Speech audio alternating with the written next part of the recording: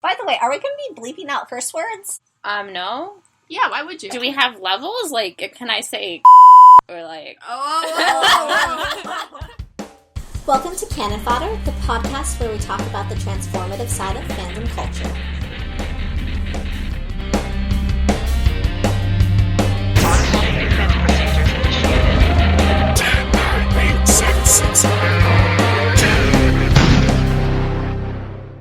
Alright, hi, welcome to our first podcast. I'm Robin. I'm here with Lauren. Hello. And Tauntaun. Hey. And today we're gonna talk about our fandom firsts. Woo! Yeah. Alright, so our first little topic today is what was our first fandom? I would have to say my first one Wait, was... how are we defining this? As in, like, the first thing we started liking, or, like, the actual first interactions with a fandom, like, online or in person? Because there are definitely varying levels. Like, yeah, definitely. Exactly. I feel like, especially because when you're younger, your first fandom interactions really are just, like, really liking the show and just, like, buying a lot of merchandise. Exactly. Yeah. Or if you're like me, just learning how to download things for free, because I don't pay money for anything. Because Lauren is younger than the rest of us. Yes, she's a baby. And I think the definition of fandom sort of evolves with time and how technology evolves as well. Yeah. For me, personally, I would say my first fandom was Pokemon. Nice. Kindergarten. Mine was probably Power Rangers, because I was allowed to watch that when I was young.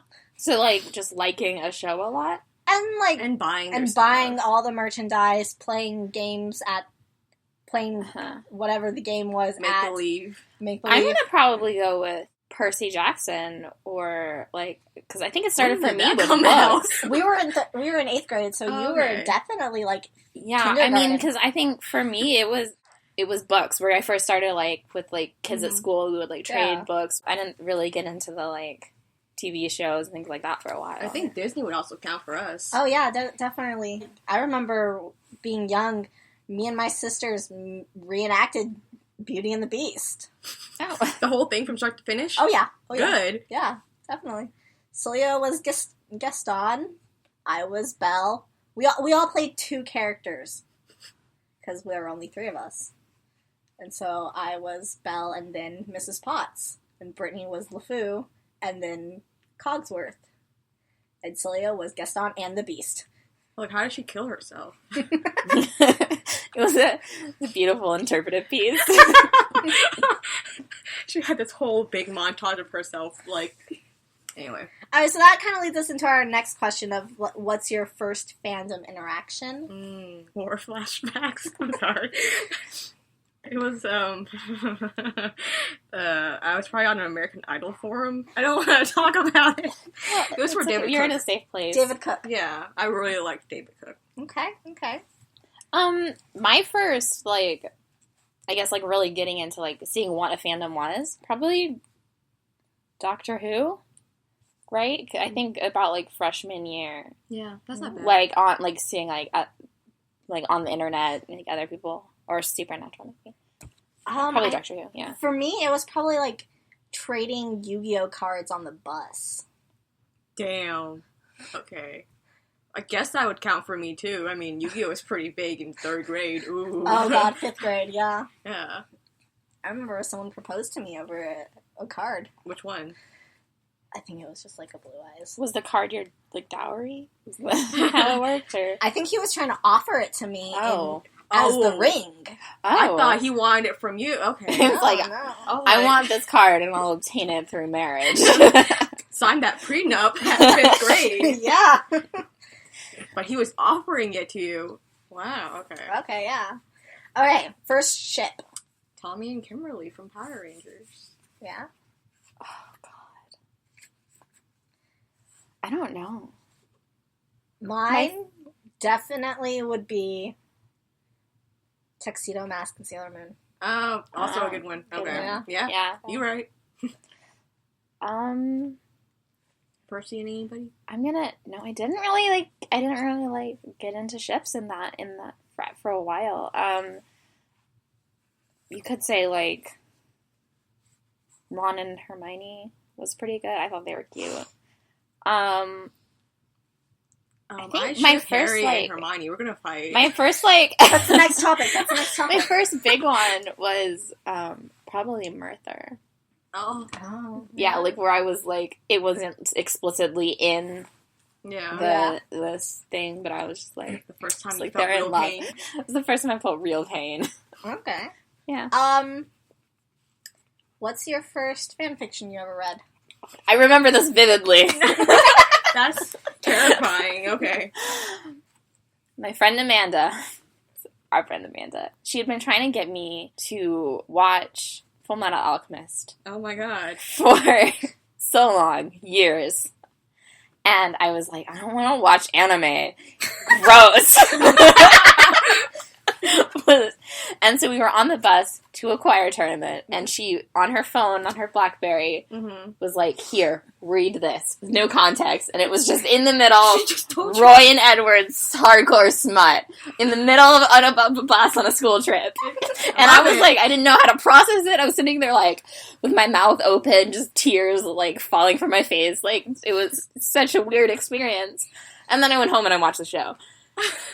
Were you expecting the smut to happen in the show? No, because I knew, like, the concept of, at that time, I knew, like, the concept of, like, what it was. I had heard about fanfiction. I was kind of still in the, no, I'm not going to sink to that level yet. God. But speaking of smut as our first fanfiction, what a segue. Anyway, mine was pretty accidental as well, because I was just trying to take a quiz on Quizilla. Oh. And first of all, it wasn't even called smut back then. It was a lemon. Okay, I thought we were talking about fruits. Ooh, like, I read it, and it was a Zuko and you lemon. Oh! Oh my god. I didn't know what was going on, but I didn't stop reading. I could have stopped, but I didn't. Oh, you can never stop once you start, especially on Quizilla. Especially with Zuko, like, I just had to know. There was, like, 9 parts. There were 9 parts. Because I never had to searching for them. So they were, like, out of order. Like, and there was never a point when you were like, I'm done with this, I'm not finding the next one? No, those moments came up, like, oh, I shouldn't do this anymore, this is wrong, like, oh, How no. old were you? 7th grade.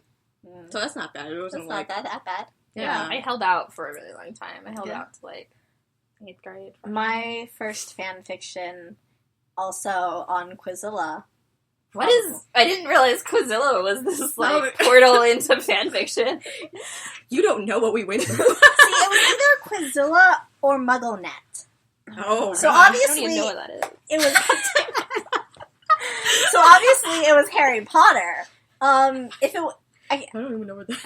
Yeah, so on Quizilla it was probably a Draco and you. Yeah.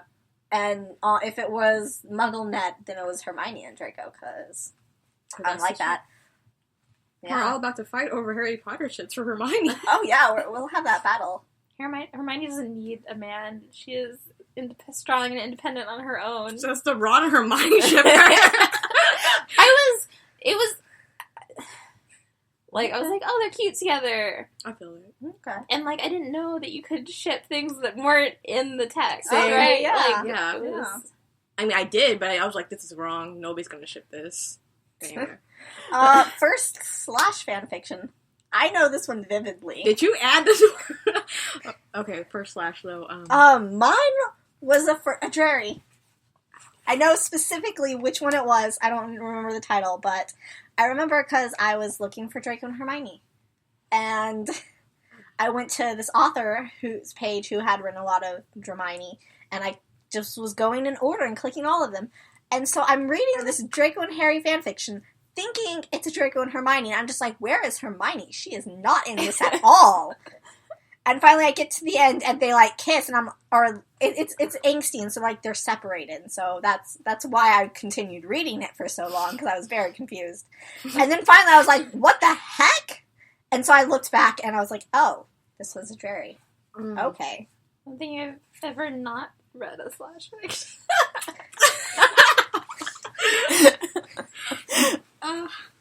This you already answered this one with what was your first fan fiction then, right? Yeah, I started with Slash and I never deviated.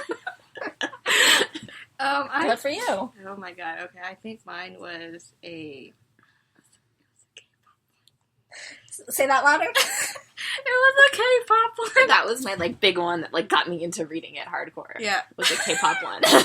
What band was it? EXO. Okay, mine was Super Junior. I don't remember. Do you want to end it there? Yeah, I want to end it there. You want to end your... okay. Yeah, this is a self-drag. Next topic.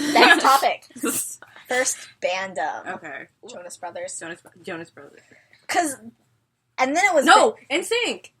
No, wait, that's not really... They weren't really ever a Fandom. Yeah, okay, never mind. It was Jonas Brothers. Yeah. Mainly because they had the TV show on Disney Channel, Jonas, so it felt like you were having a fandom over characters by not really the actual people. Because that's always something I'm always about, is messing with and fanfictioning real people. Though I totally... Well, it's just... Now it's totally something I do. Yeah. But so it's like, oh no, they're the characters. I'm shipping the characters, not actually their real lives. The thing was, they had the same names as their, They had a different last name. They were the Lucas brothers on the show. Totally different. Oh yeah, that's Joe Lucas and Nick Lucas and the other Kevin Lucas. And then after that, it was definitely Big Time Rush. See, Big Time Rush was the first time I saw, like... Because, I mean, like, I knew, like, Jonas Brothers and stuff, but I didn't really, like, care. I didn't really, like, notice them, I guess. Oh, right? They were just, like, soundtracks to Disney movies. That's interesting, because, like, I feel like when Jonas Brothers were really big, we were actually too old for them, but we were just...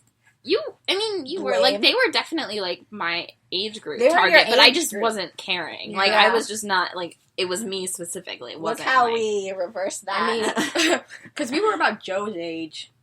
No, Nick. We're Nick's age. We're Nick's age. Wow, okay. So, like, Big Time Rush was, like, one of the first times I realized, like, fandoms existed to that extent. But then I was like, Big Time Rush is stupid. Stop. No, I was really big on the Twitter end of it with Big Time Rush. Yeah. I got a couple of them to tweet me back and everything. What? I never got them to tweet me. Ever. It's because I knew, like, Erin Sanders, the one who played... Oh, yeah. Yeah. I loved her. I was actually friends with her. Like, every time she live casted, I would be there, and she'd be like, "Where's Tan?" I'm like, "Bitch, here I am." I have to give you a round of applause. Right, I am proud of myself. I'll brag about this because she got Kendall to be on there, and every time I talk, she's like, "No, look at Tan." I'm like, "That's right. Look at me." I told him that, I asked him if he got in a fight with the Old Spice guy, who would win, and he laughed, but then he looked really uncomfortable. Because probably he thought he would lose. Yeah, because he know he'd lose. Anyway. So, we've kind of alluded to this next topic. What was your first ship war? And this doesn't necessarily mean you actively fought in the battle, but, like, You you definitely took a side. It just popped in my head. It was Bella and Jacob versus Bella and Edward. Oh my god, you know what? I'm gonna have to say that was probably... That was like the awakening of all ship wars. Oh, yeah. Yeah. 'Cause, like, that's when everything started with, like, the teams. Yeah, They coined the teams. There's always been love triangles, but this one, they actually, like, forced you to take a side. Oh, yeah. For the last time, I was like, this is stupid. I'm not gonna read it. Because everyone was, like, in the middle of, like, oh...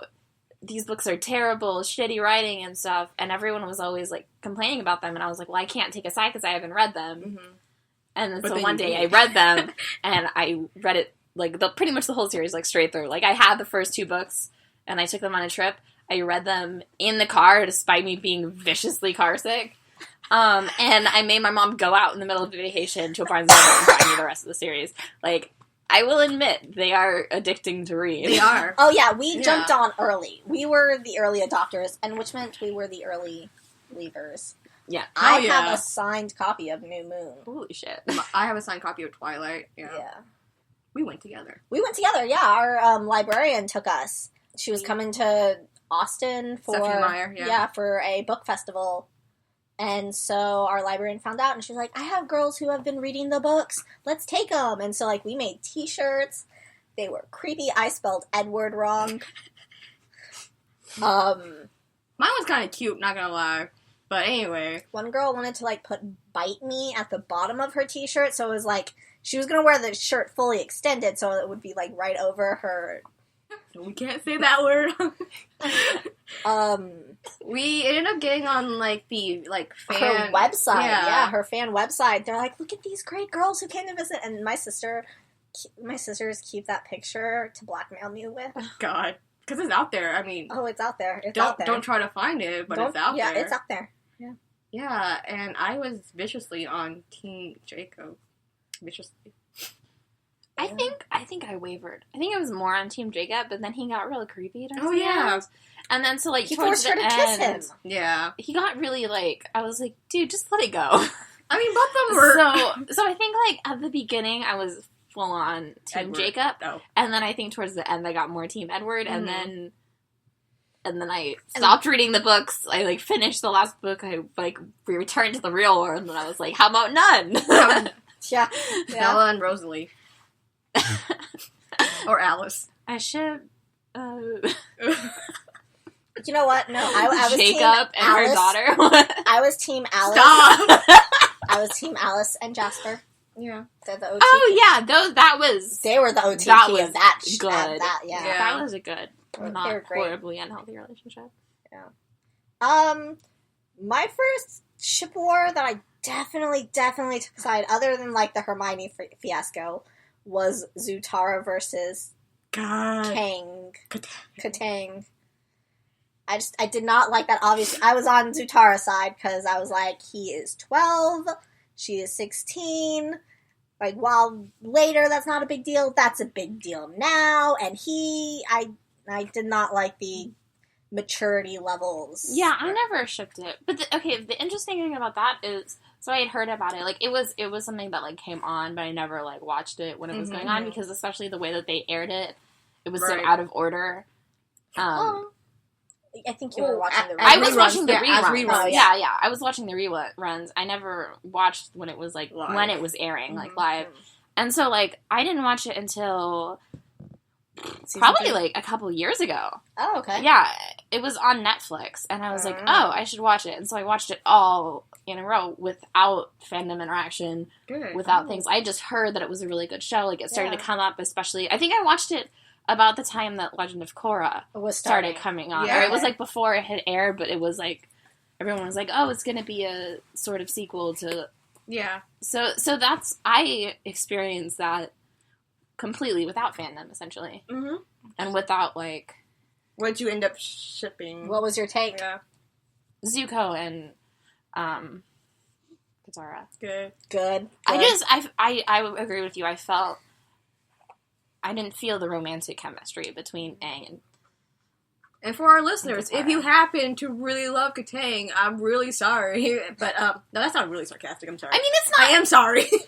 But, I mean, we're not trying to advocate either side. These are just our personal opinions. I don't think there's anything wrong with it. Like, I mean, they won in the end. Yeah, I was never like, I always felt like they had a more interesting relationship, but it wasn't necessarily more healthy, so I don't know. To bring this up, there was one fan fiction I read that, it was a Zutara fan fiction, but ended up being a Katang.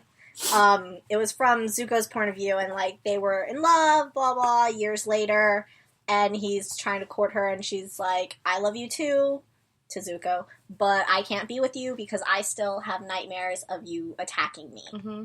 And I thought that was a great spin on it. I was like, wow, that really kind of changes the point of view, because that's something I never really thought of. Because, like, there are plenty of times he has held her captive, and, like, I don't know her mental state. That could be something that still haunts her, and I thought that was a great spin on it, and I was like, good job.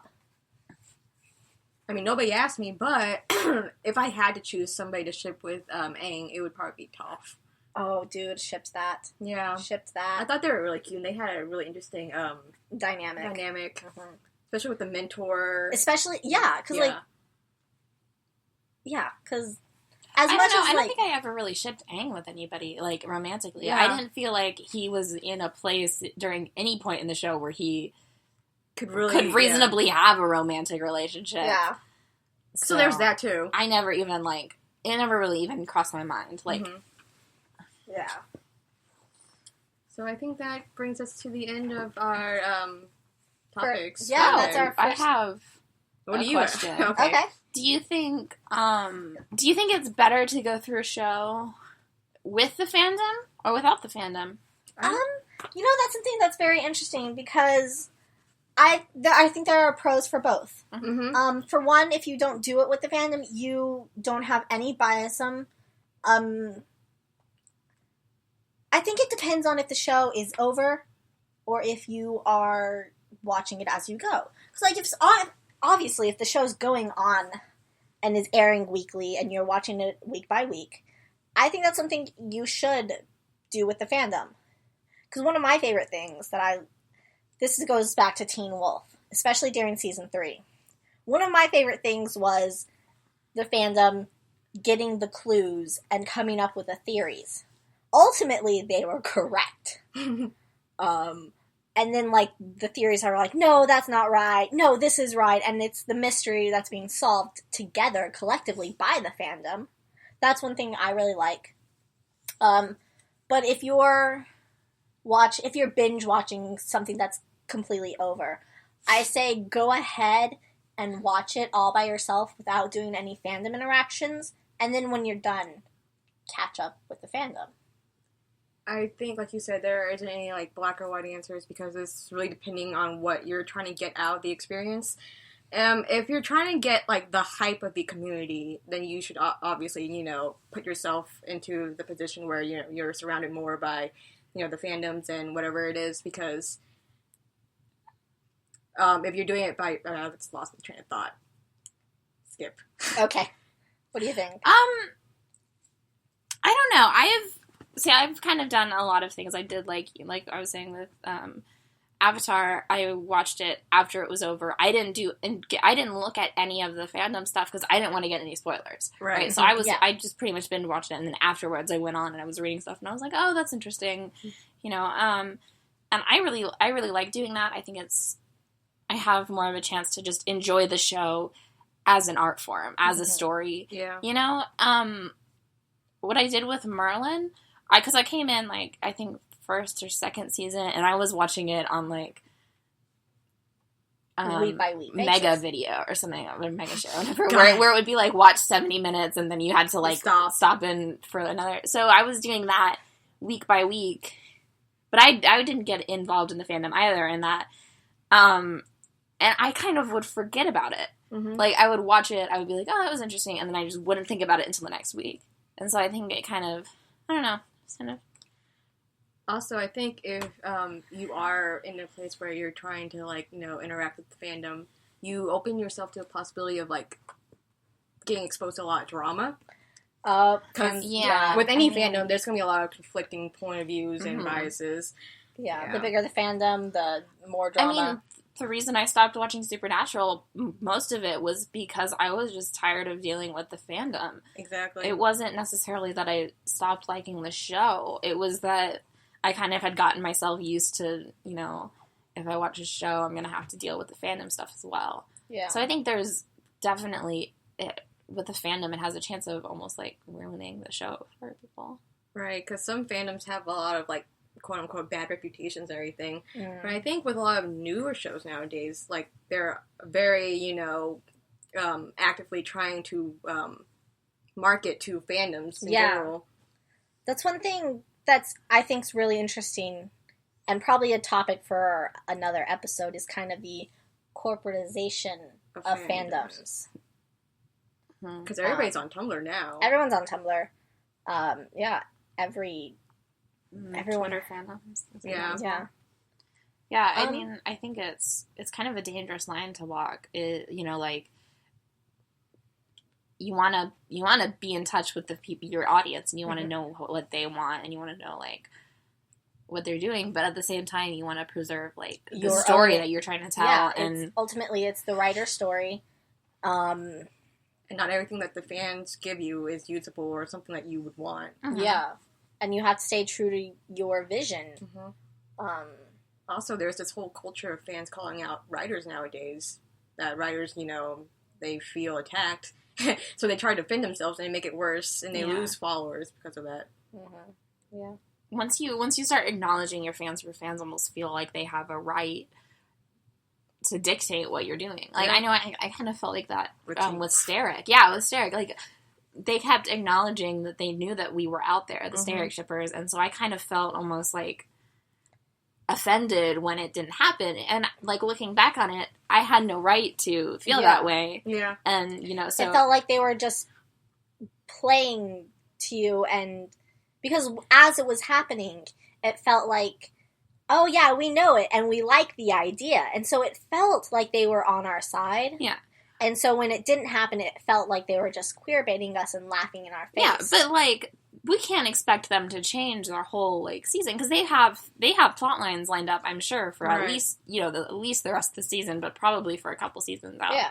So, like, I don't know, it's an interesting...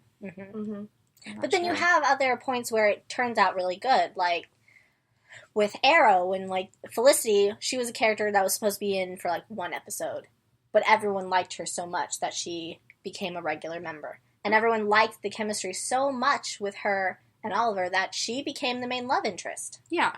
And that's a different way of doing it. That's like the exact opposite of Sterrick, because like both of them were based on this idea, like, we love the chemistry between these two. And they just played out completely different. Because one show you had, like, yeah, where they adopt it. And like, yeah, we like her, we can add her in. Because writing happens during the summer. Yeah. For shows like that. Or, well, not Teen Wolf, because they aired it in summer. It happens during the fall. Yeah. And so that's when they write the next season. So sometimes they don't have, like, entire seasons planned out before other seasons. They have, like, an idea. Yeah, yeah. Like, they can easily be changed. Yeah, ideas get passed around all over all the time, yeah. Well, I think that's kind of the end of today's episode. Got a little off topic there at the end, but, you know, we said that's going to happen. It brought up a lot of good topics that we will definitely be hitting on in other episodes, so stick around and see what we have to say. Also, if you wanted to tell us about your first fandom interactions and whatnot, feel free to, you know, tag us on Tumblr or Twitter. Send us an email if you don't feel like having a Twitter or a Tumblr. Tumblr. Send us a message, tag us in a post, whatever you want to do. We have no lives, and so we'll probably answer them. And shout out to Izzy for staying quiet throughout this podcast. She's our tech person. Continuing the legacy. Thank you for listening to our podcast. I hope you enjoyed it. You can follow us on Tumblr at rawliterature.tumblr.com. It's going to be spelled R-A-H, literature. And then you can also follow us on Twitter at raw_literature. We'll see y'all next time. Okay. Bye.